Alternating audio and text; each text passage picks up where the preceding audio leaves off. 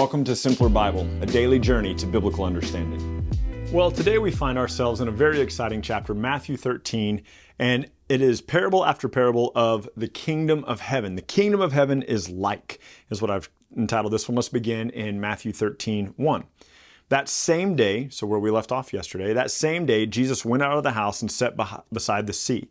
And great crowds gathered around him so that he got into a boat and sat down, and the whole crowd stood on the beach. And he told them many things in parables, saying, a sower went out to sow.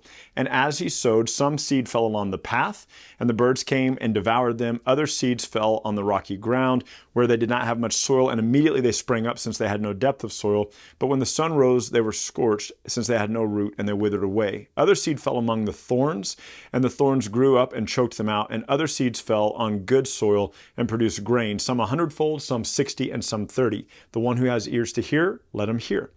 Then the disciples came and said to him, why do you speak to the people in parables? And he answered them and said, to you it has been given to know the secrets of the kingdom of heaven. So there's kind of our theme for this chapter. But to them it has not been given. For to the one who has, more will be given, and he will have an abundance. But from the one who does not have, even what he has will be taken away. This is why I speak to them in parables, because seeing they do not see, and hearing they do not hear, nor do they understand. So that's a callback to Isaiah 6, 9 through 10. May this people be ever seeing, but never perceiving, ever hearing, but never understanding. And so I grew up in church, been in church my entire life, and more than half my life now I've been preaching. But what I was taught growing up is that Jesus spoke in parables so that his sermons would be easier to understand. That is the exact opposite of why Jesus says he spoke in parables. Jesus says, I speak to them in parables because seeing they do not see, and hearing they do not understand.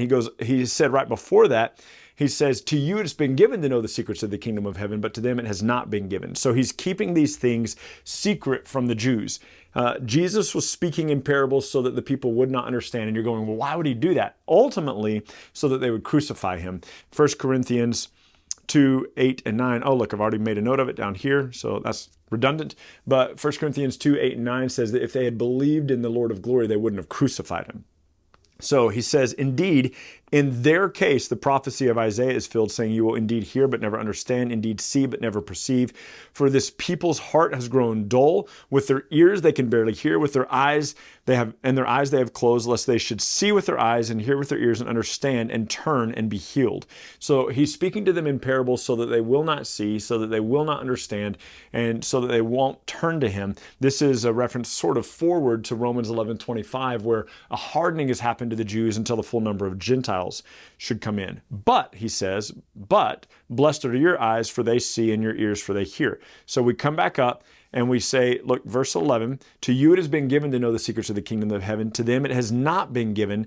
They don't believe, but you believe. So there's the contrast.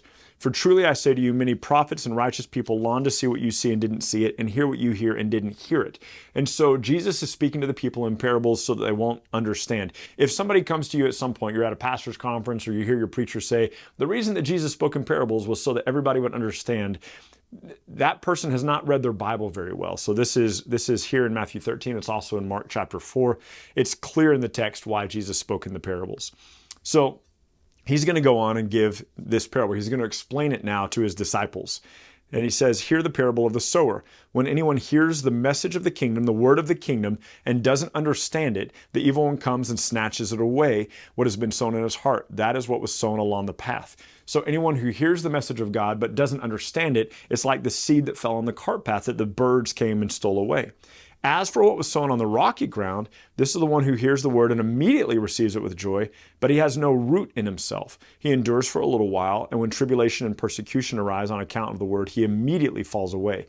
So the idea of the seed that fell on the rocky soil, it's so shallow that you remember putting a lima bean or a pinto bean when you were in elementary school in a Ziploc bag with the wet paper towel, and you taped it to your window and you'd watch it grow.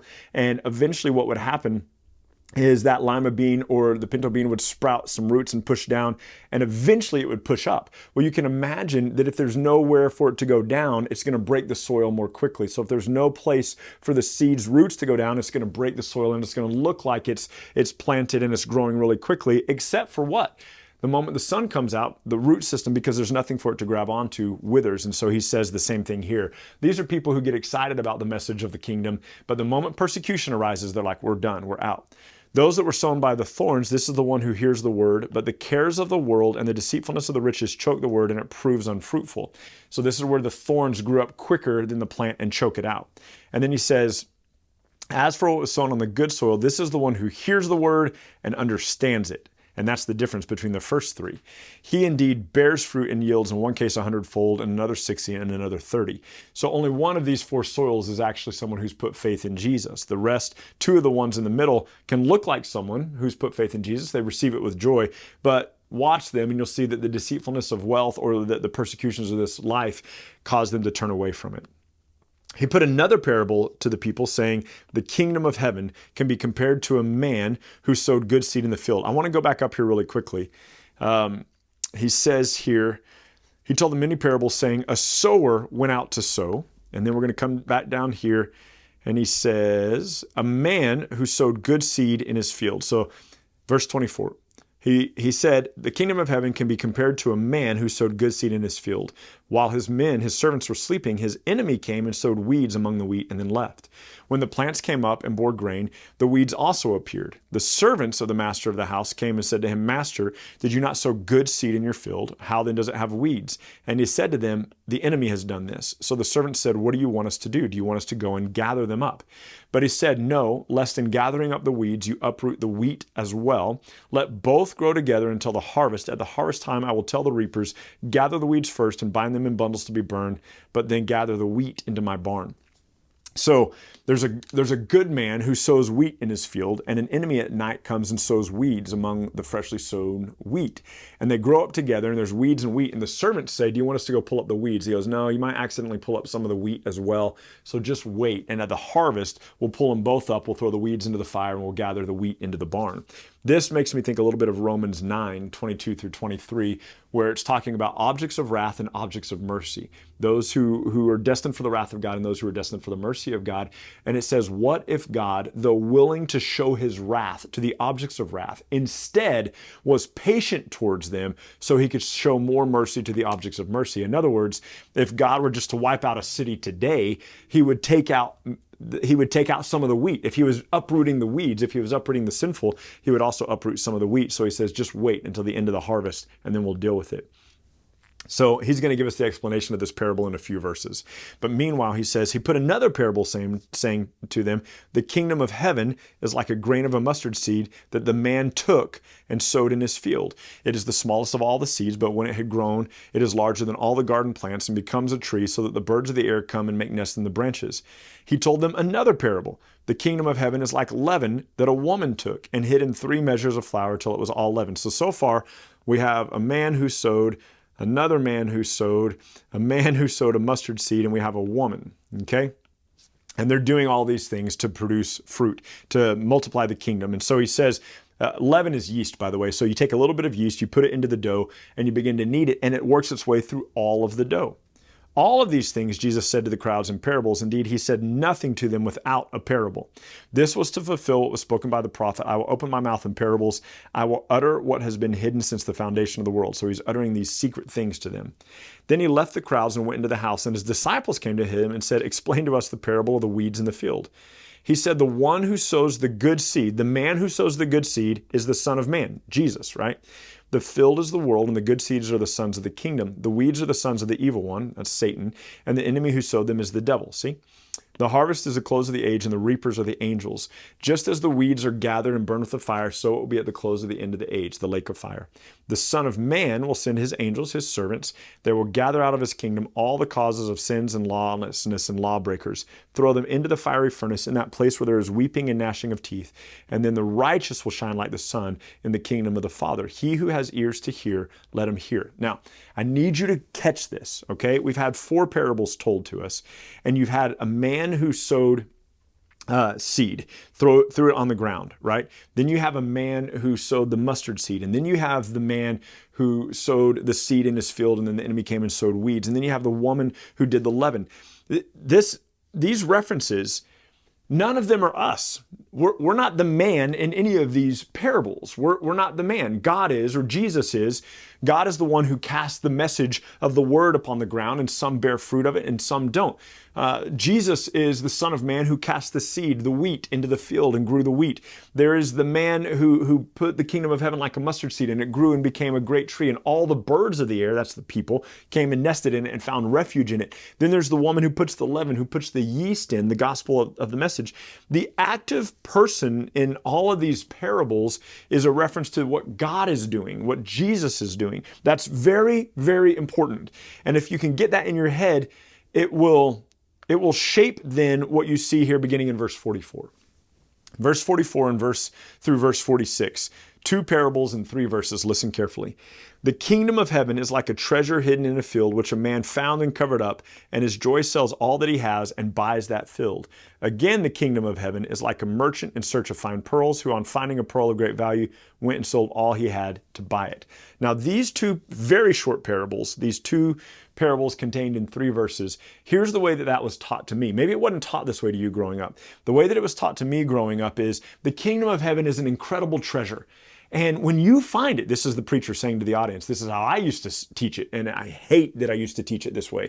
I'm so offended by myself that I used to teach it this way. And I would say to the audience, when you recognize the great treasure of the kingdom, you need to go sell everything you have to buy the kingdom of heaven. You need to go sell everything you have to own the kingdom of heaven. Or you're looking for a pearl of great price. And once you find that the gospel is that pearl of great price, go sell everything you have to buy the pearl of great price. Up to this point, the active person in each parable, the one who's doing the sowing, the one who's doing the work, is a reference, at least in one of the parables, clearly to Jesus.